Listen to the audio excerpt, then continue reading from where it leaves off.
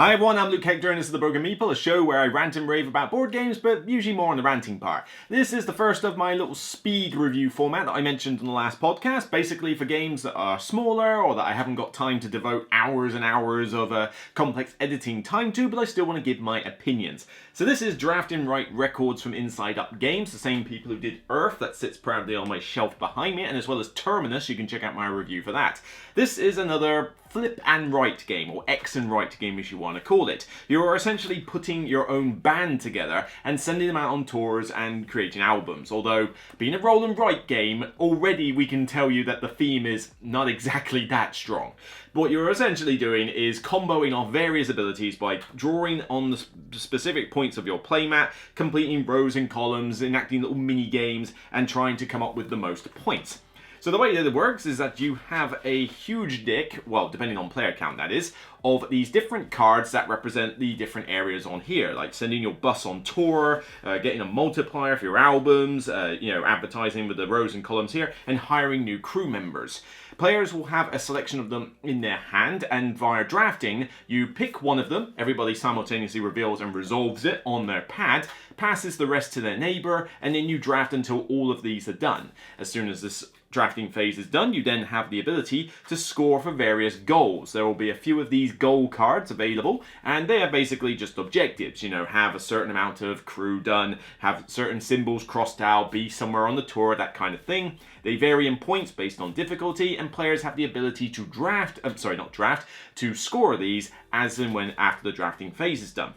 Once that happens, you essentially rinse repeat for another few rounds, and then at that point you total up all the points that you've scored through the various little mini games here and see who's won. You can also play this solo, where essentially you replace the drafting phase with kind of like a pick up and choose mechanic, where you will draw two cards from the deck and you have to choose which one of them you're going to use. But if you decide I want to draw a third one, you can. However, if you come up with a situation where two of the symbols match in terms of the type of card, you're forced to pick the one that isn't there.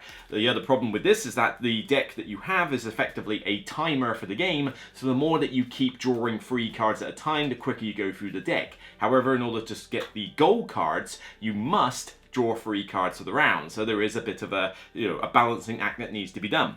Otherwise, the solo mode functions essentially like the multiplayer game, except it's beat your own score, so get the most points and see how well you've done. Draft and Write Records is essentially like other roll and writes that you've seen before. It doesn't really bring anything new to the genre, apart from possibly, you could argue, the drafting cards aspect, but that only has so much credit behind it. Because, yes, I like drafting and it's cool to do it, but you can't really hate draft in this game. Because if you look at your neighbor and go, oh, they could really use this crew member, I could take it. Yeah, but then you're just hemorrhaging yourself, because this game is all about getting the specific cards you want and scoring really cool bonuses. If you're handicapping yourself just to stop another player, then all that's going to happen is that the other players are going to do better. So really, hate drafting doesn't come into play, and then as a result, the drafting phase doesn't really add anything new to the game.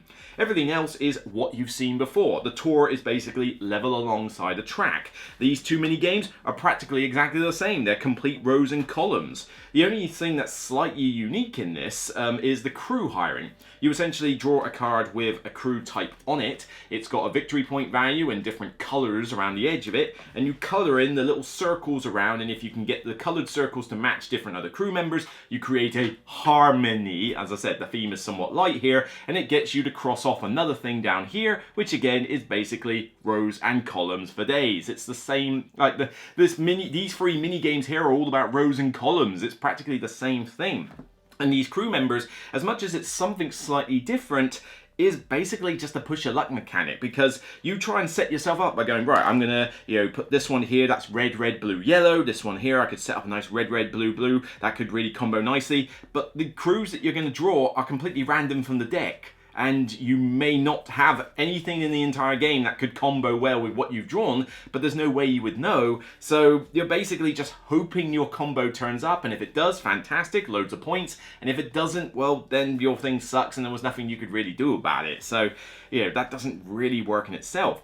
It goes up to 6 players, but there's really no need. The player interaction is nigh on non-existent. I mean, you don't, apart from the whole drafting phase, which again, hate drafting doesn't happen, whatever, play it solo, you might as well. And to be honest, you are not using a lot of cards if you do solo, because this is the solo deck, right? That's the solo deck. This is all the cards that I'm losing out on because I don't play on other player accounts. This entire deck here is because I'm not playing with 2, 3, or 4 players, okay? This deck of cards here is because I'm not playing with 5 or 6 players. And the only difference is that you get this new sort of like bad card that you draft around. That's pretty much it. But all of these cards I don't use because I'm playing this solo pretty much, which seems like a massive waste.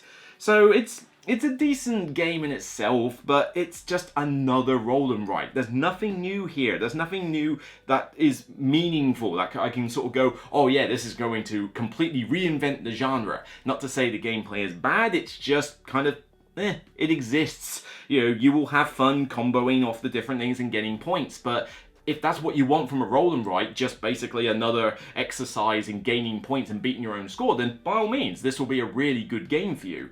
But if you're someone like me that's looking for a little bit of innovation in this genre, or something that is quick enough to play, but also sort of interesting in how it works, I would say the Get On Board and the Next games, Next London, Next Paris, I think those ones do a really good job. And I suppose you could argue Twilight and Scripture, because that is somewhat unique in itself. This one just feels like another one, you know, not bad, but not particularly great either. It exists. I've played it. I've had some enjoyment of it, but if I didn't play it tomorrow, I wouldn't remember I'd played it. It's just there.